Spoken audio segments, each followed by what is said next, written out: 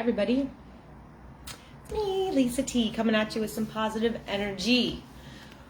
Reading The Language of Letting Go by Beattie. I just went down to the water. I'm going to call it the ocean. It's my ocean. It's my Etobicoke Ocean. Down to the water and the beach and the woods all in one. It's such a beautiful spot where I go. And I was down there for 2.5 hours and oh my God, I feel like a rejuvenated person. It's so important. Self-care, self-care, self-care, self-love. What do you need today? What do you need? Do you need downtime? Do you need to regroup? Do you need to rest? I came home from work and I slept for 3 hours. I had a 3-hour nap. I thought napping was like 45 minutes, but I've missed out on sleep. And do not underestimate or do not think that you cannot catch up on sleep. You can and you should. If you've missed sleep, you should catch up on it. So I'm feeling better than I have been all week. So yeah, we are reading September, is it 2 now? September 2nd. Woo! In December, it's September, October, November. In 3 more months, I'll have done 365 days of this. It's so cool. Okay.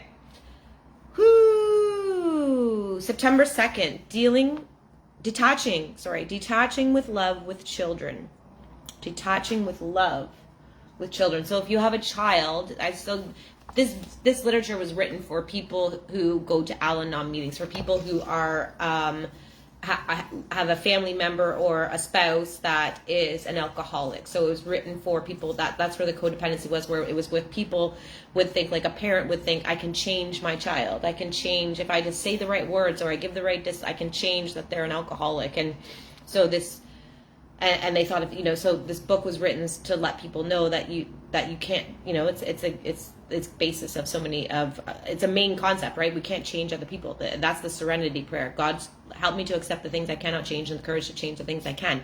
I cannot change people, places, and things. I cannot change other people, but I can change myself and how I respond to the world, people, places, and things. So someone with a child, if you have a child who suffers with alcoholism or any addiction too. Now, that's why I read this stuff too, because this is for any addictive, which we all have some sort of addictive pattern in our lives.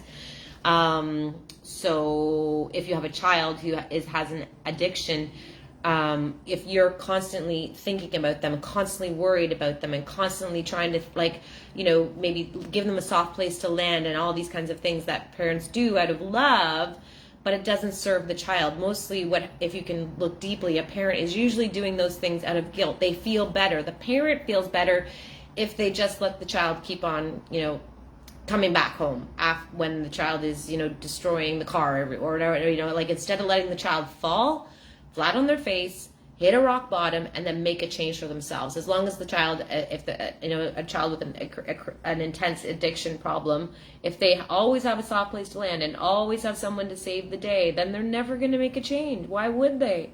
So detaching with love with children. So this is what loving detachment is about with children, and this is also how everyone can use it in their lives to help. So it's one thing to let go of my husband and let him suffer the consequences. That's it. Suffering, let someone else suffer the consequences of their own behaviors. This behavior causes this consequence. This behavior causes this reward. That's just a general thing that, growing up that we should learn. Oh, when I do this, it gets a bad consequence, so I'm not going to do that anymore. Like when you're training a puppy, we train them, doing that gets a bad consequence. Doing this gets a good, I'm going to do the things that give me good consequences. So it's one thing to let go of my husband and let him suffer the consequences. But how do I let go of my children? Isn't it different with children? Don't we have responsibilities as parents? We do have different responsibilities to our children than to other adults. We are financially responsible for our children. We are responsible for providing for their material and physical needs. Our children need to be taught how to help themselves.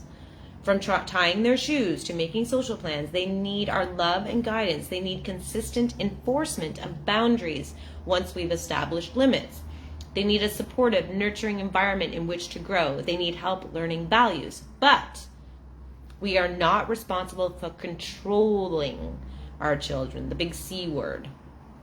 Contrary to popular belief, controlling doesn't work, as I've talked about in multiple videos. And when that person comes up, I always speak with that tone in my voice. Controlling doesn't work. It never works. works. We keep trying the same thing over and over and over, thinking that we're going to get a different result. Nothing changes if nothing changes. Insanity, the definition of insanity is doing the same thing over and over, expecting a different result. Controlling doesn't work. Look back in the past when you tried to control someone. Did it work? Controlling doesn't work. Discipline and nurturing do, if combined.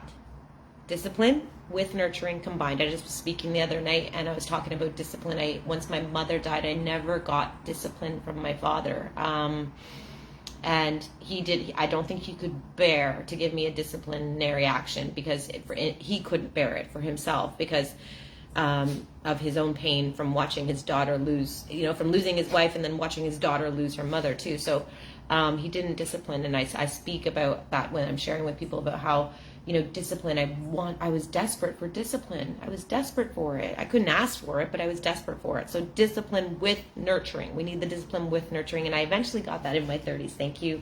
Shout out to a very special woman. So shame and guilt. So discipline and nurturing do, if combined. Shame and guilt interfere with our children's learning and our parenting. We need to respond to our children in a responsible way and hold them accountable. Accountability is very important in this life for ourselves. We need to hold ourselves accountable and we can hold our children accountable. So we need to respond to our children in a responsible way and hold them accountable for their actions at an age-appropriate level. We need only do our best, always doing our best. We can let our children have their own process of living. We can have our own process of living. And we can take care of ourselves during that process. Highlight, highlight, highlight. We can take care of ourselves during the process. Seek balance. Seek wisdom. Seek not to have control, but to own our power as people who are parents. Bingo, bango. Here's your prayer for today. Today, God, help me find an appropriate balance of responsibility to my children. What is my responsibility? Question, just ask yourself that. What is my responsibility after everything I just read? To hold them accountable at an age-appropriate time.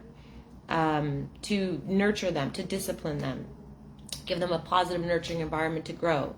To give them boundaries once those boundaries and limits have been established.